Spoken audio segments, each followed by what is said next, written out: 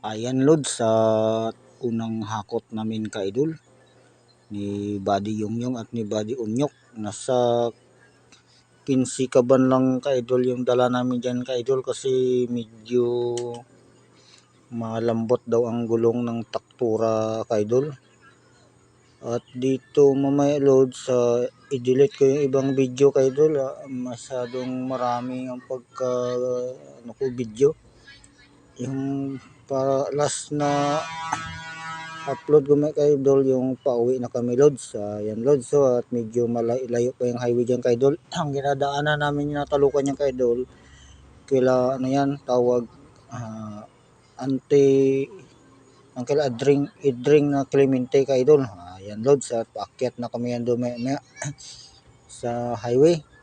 Yan na Lods yung huling repairing dyan, pero mayroon pang mas huli ka-idol, baka mga Mayo pa ng kagitnaan yung Lods na ma-repair. Ay Lods, yung magalaw ka-idol ang camera gawa ng yung traktura, ang daanan lubak-lubak yung lupa ba ka-idol, yung mga paa na pagtalok yun. Ay Lods, sa highway na kami ka-idol, may dyan Lods, sa cut ang gawa ko yan ka-idol, nagahina galakas ang busis.